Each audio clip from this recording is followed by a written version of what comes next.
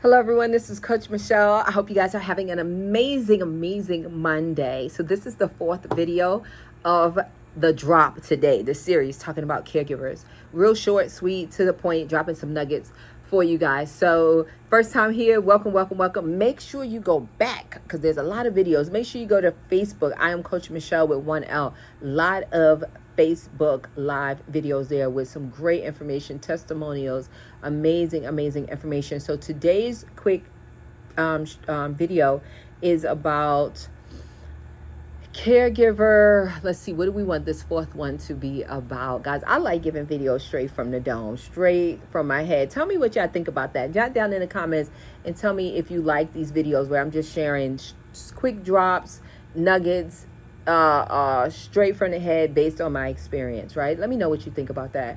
But I love it. So today's fourth video is about caregiver call out.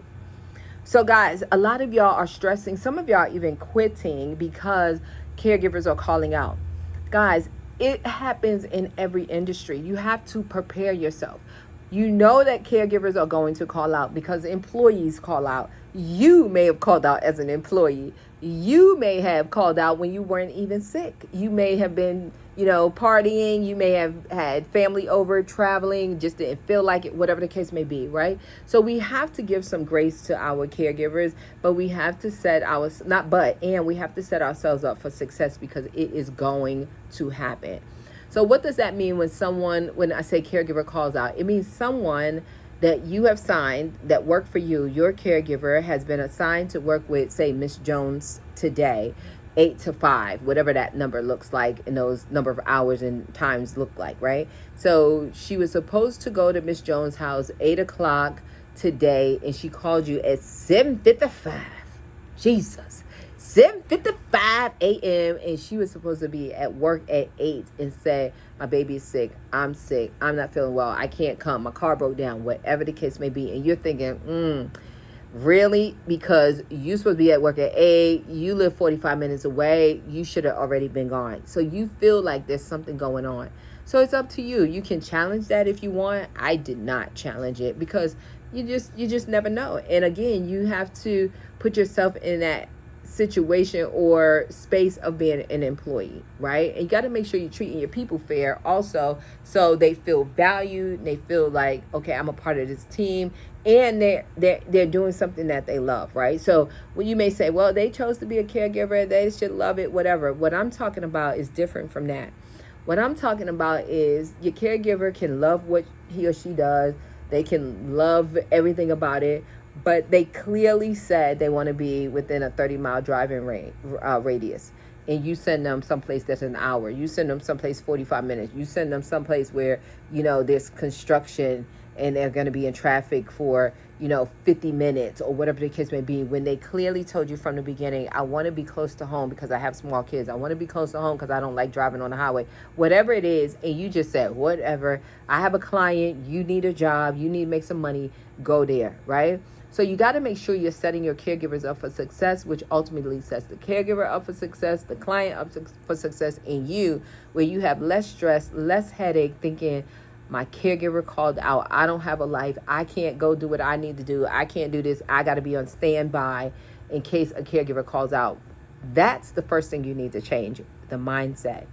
If you are speaking that, that's what you're receiving, right? And if that's what you're putting your energy towards, that's what you're receiving, right? So that's one thing. The second thing is you got to make sure, like I said a minute ago, that you're setting them up for success.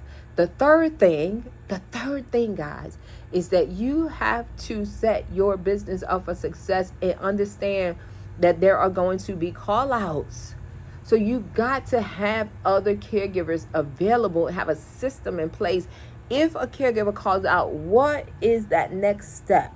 What happens? What do I do? What does my administrative assistant does? What does my scheduler, do in this situation? What? So the first thing I'm going to say, guys, is put together a call out system, a plan, a protocol, if you will. What happens if this happens? and walk yourself through that process. And that's one of the main reasons why I always stress to you all that you should have caregivers in your database already screened, ready to go. You should have some type, I'm saying should, you don't have to, should, right? Should, I did, should. You should have some type of incentive for your caregivers. If you do a call out, you get $1 more per hour when you're on that call out. If you do a call out, you get a gas card. If you do it, whatever that incentive may be, just to incentivize and let that person know, hey, I need you. You're really valuable to me.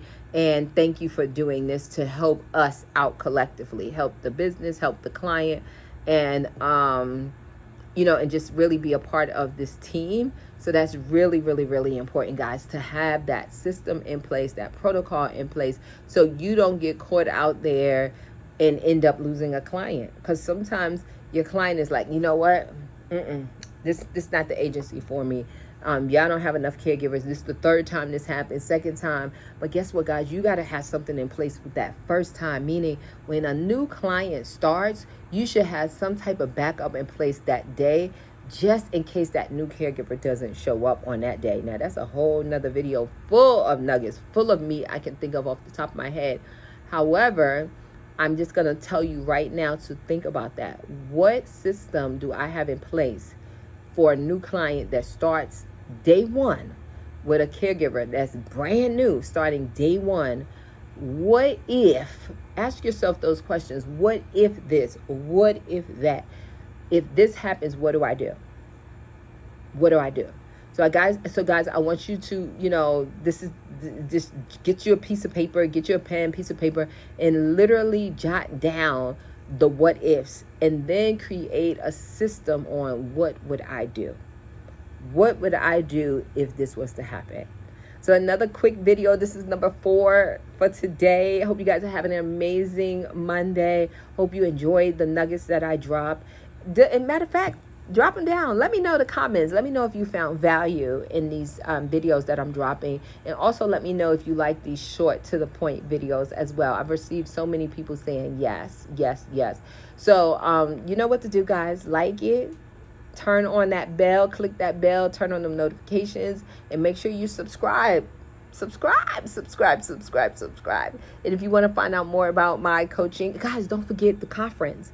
Get your ticket to the 2023 Home Care Empowerment Conference. Ain't no conference like the Coach Michele Conference. I promise you guys, ain't no conference like the Coach Michele Conference. Get your ticket. So the conference is the weekend of May 24th of next year. Get your ticket. If you have not been to a conference, you need to ask somebody.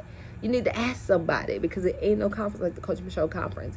So you can find out more about the conference on the website. Go to myhomecarecoach.com. Go to the top, click on services, and drop down. Or actually, you know what? Go to the top, click on services, and then click on events.